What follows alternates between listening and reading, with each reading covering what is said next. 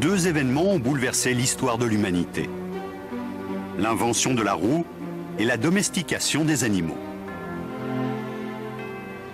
Les guerriers de l'Antiquité ont combiné les deux pour inventer il y a 4000 ans un incroyable engin militaire, le char. Le char était le moyen de transport des troupes d'élite. Il servait de taxi sur le champ de bataille, pour y déposer un guerrier ou pour venir le relever. Les soldats d'élite combattaient en première ligne. Ils y récoltaient les lauriers de la gloire. Mais dès qu'ils fatiguaient, des camarades arrivaient en char, ils les embarquaient et filaient vers l'arrière. Certaines civilisations, comme celle des Égyptiens, utilisaient le char comme une plateforme de tir mobile. Mike Lotz est historien militaire. Il va tester pour nous combien de flèches peuvent être décochées en un tour de stade romain. Cette arène fait 230 mètres de circonférence. Ça veut dire qu'on pourrait y caser 50 chars à la queue leu-leu. En un tour, je peux tirer 10 flèches. Donc à 50 chars, ça fait 500 flèches. Vous imaginez le tir de barrage?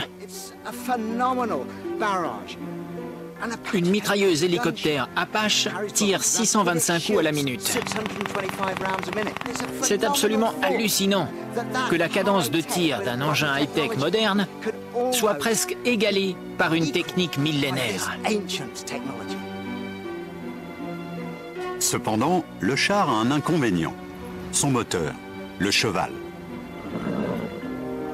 Même bien entraîné, l'animal peut être pris de panique au moment de charger l'ennemi. Les chevaux, autant que possible, préfèrent éviter les obstacles que foncer dessus. Pour faire de cet inconvénient un avantage, les fabricants de chars ont inventé un accessoire mortel.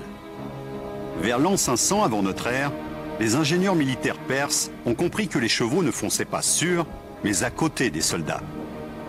Cette réflexion leur a inspiré le char à faux.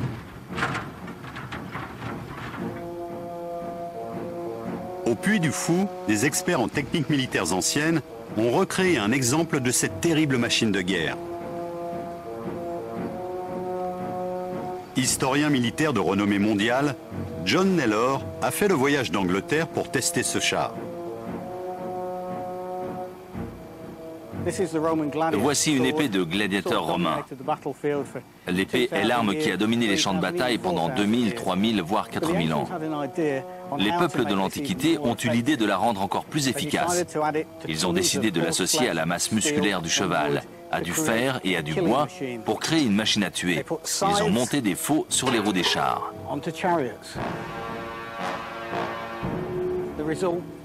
Imaginez deux lames d'1 mètre comme celle-ci, propulsée vers vous par une tonne de muscles à plus de 30 km/h. C'est une tondeuse géante qui se met en branle et elle va faucher les gens. Le concept est d'une ingéniosité enfantine. Puisque le cheval évite les soldats ennemis, les lames fixées sur les côtés du char les faucheront. Regardez cette faux, c'est véritablement l'arme embarquée du char. Elle peut trancher les jambes d'un homme. Ce qui lui donne sa puissance, ce sont les chevaux. Une masse de muscles et d'os qui représente à la fois un poids et une force. Le char à faux, c'est un marteau à angle tranchant. Tout à fait ce qu'il faut pour laminer une troupe de Macédoniens. On va faire un test avec celui-ci, histoire de voir à quel point cet engin est puissant. Avant toute chose, John veut vérifier la vitesse que peut atteindre le char. Le cascadeur lance ses chevaux autour de la piste.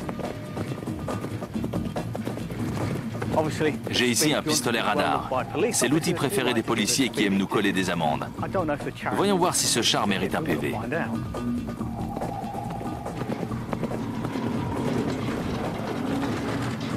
Génial. Il a fait une pointe à 32 km/h. Le problème, c'est qu'il est obligé de ralentir au tournant. Mais il sait bien pousser ses chevaux.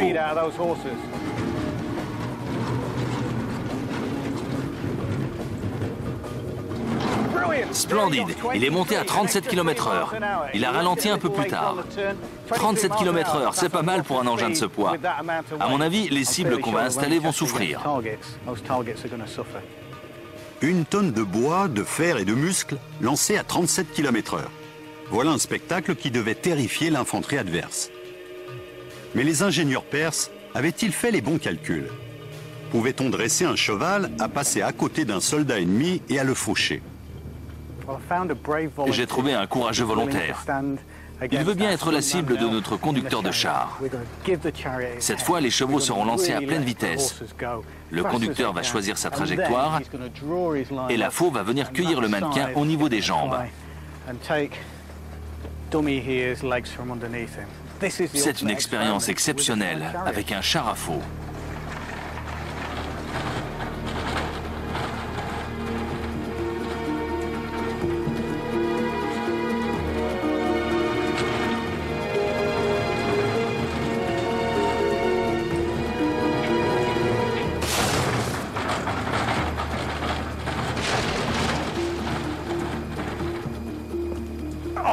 Bon sang!